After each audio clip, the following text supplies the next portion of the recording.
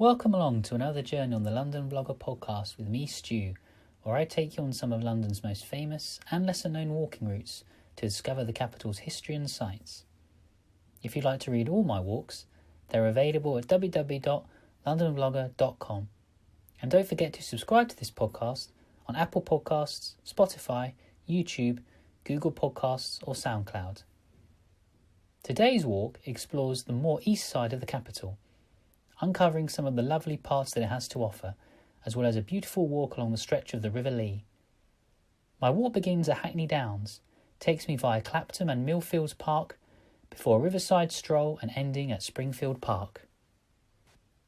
My journey starts at Hackney Downs, which is a former Lammas land dating back to the 1860s. Before then, in the 18th century, horse racing took place there, with cricket, football and rugby clubs also using the land. In 1872, the Metropolitan Board of Works acquired the Downs from the Lord of the Manor, Mr. Tyson Amherst, and through an Act of Parliament it became a public open space. This was prompted due to local residents in the 1860s trying to enclose and conserve all of the 180 acres of the land. It wasn't until 1884 that the Downs were opened as a public park, with paths laid out in it and trees planted within it. In 1965, it became the responsibility of the Hackney Council, who took over the helm of managing it from the London County Council. The park has had a number of changes over the years. Remarkably, it wasn't until 1908 that women's toilets were installed. The Hackney Downs Lodge was created in 1959. An extension to the bowling green happened in 1960, as well as playground and sports courts being built. The park had major works undertaken on it in 2010, with the new tennis courts, a multi-use games area, a play area, and various sports pitches added to it.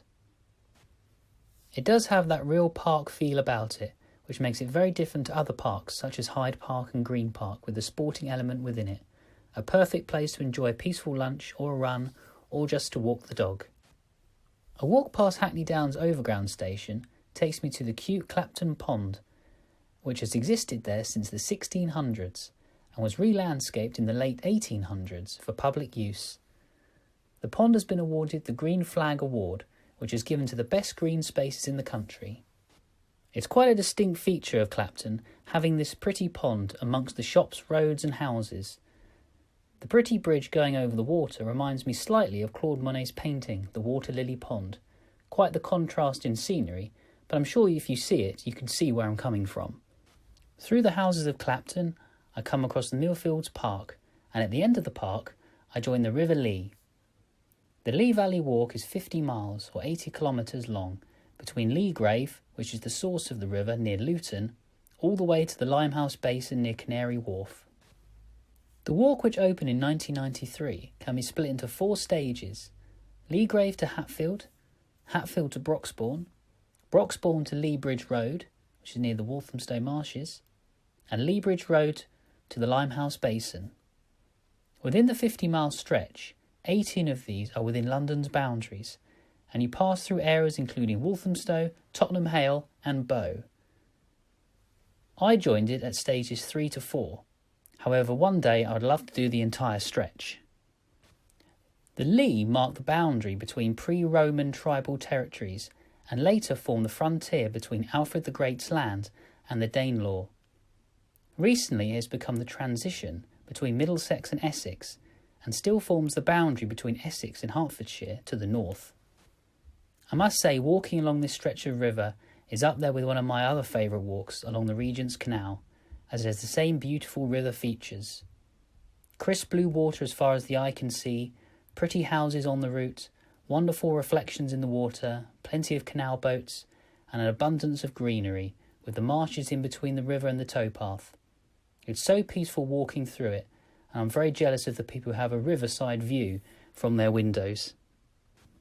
I'll now leave the Lea Valley Walk to visit my final destination today, Springfield Park. Occupying just over 14 hectares of green land, the park is located in Upper Clapton in the borough of Hackney. In Georgian era, Springfield House stood on the main entrance to the park, and by the mid-Victorian period, housing estates in the area were developed. However, in 1902, the private estates and land in the area were sold off, with the park put up for auction.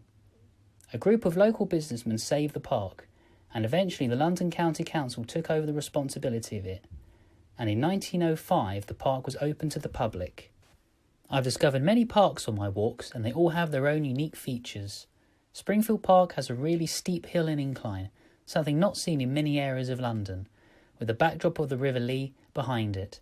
It certainly is the perfect way to end my walk.